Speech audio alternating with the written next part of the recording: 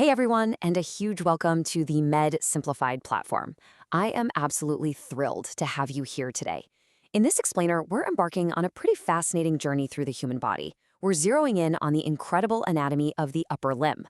So we're going to look closely at the bones, nail down some essential terminology, and really explore that foundational structure known as the shoulder girdle.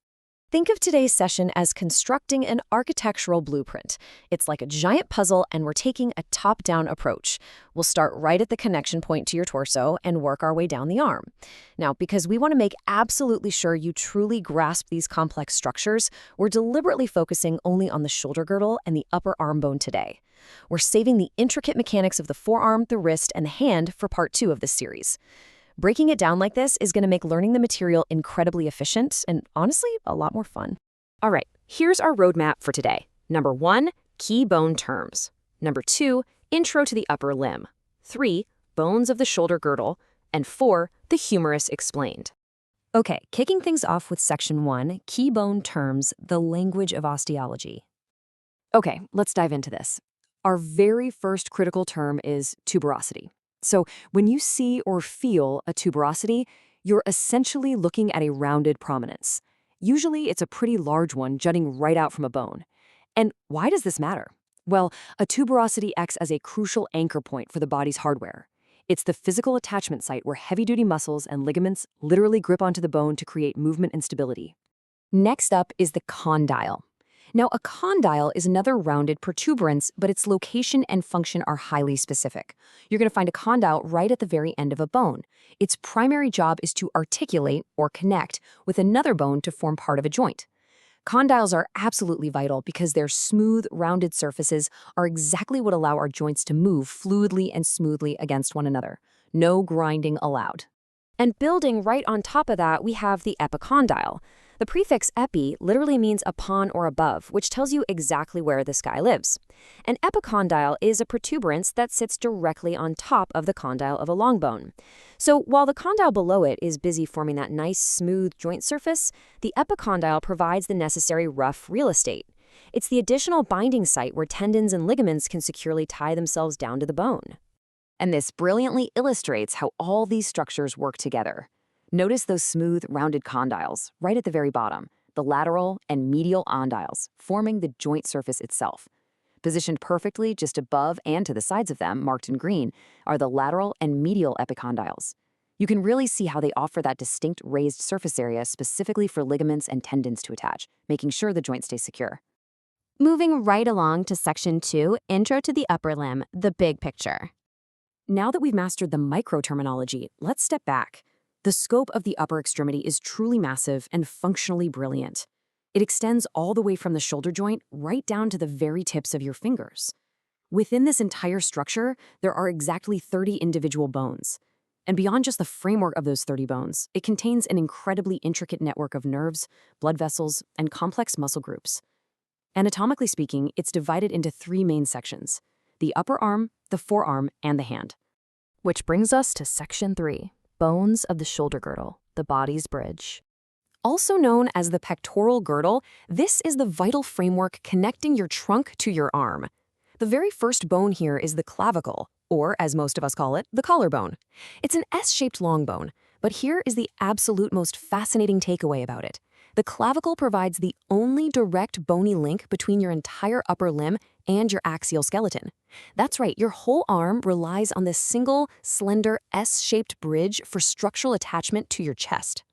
When you view it from above, you can clearly notice that distinct S-curve of the right clavicle.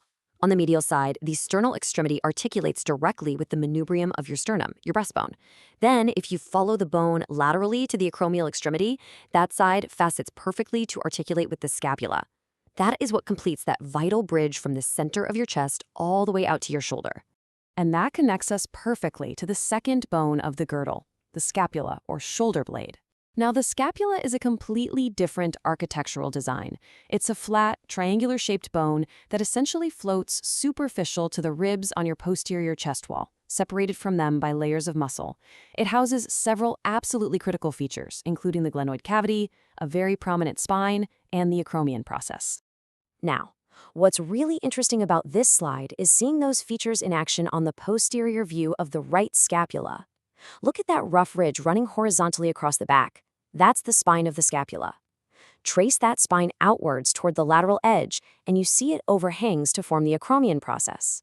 Actually, if you reach over and feel the very highest, hardest point of your own shoulder right now, yep, you're touching your acromion process. Tucked just under that overhang is the shallow articular surface known as the glenoid cavity. So looking at this floating triangular bone, it begs a pretty fascinating question. How does the heavy, powerful arm actually attach securely to this shoulder blade? Let's find out in Section 4, the humerus explained, the bone of the upper arm. This single bone serves as the major structural pillar, carrying the weight and force from your shoulder down to your elbow. Let's start right at the top, the proximal humerus. The smooth, rounded head of the humerus is designed to sit perfectly within that shallow glenoid cavity of the scapula we were just looking at. That's what forms your shoulder joint. Just distal to or below that head, we find two roughened projections, the greater and lesser tubercles, and right between them, a deep channel called the bicipital groove or intertubercular sulcus. Let's move to and see how this builds visually. Look right at the top left of the bone. You can clearly see the smooth blue head that fits perfectly into the scapula. Right next to it are the greater and lesser tubercles. Remember our term tuberosity from earlier? Well, tubercles serve a very similar anchoring function.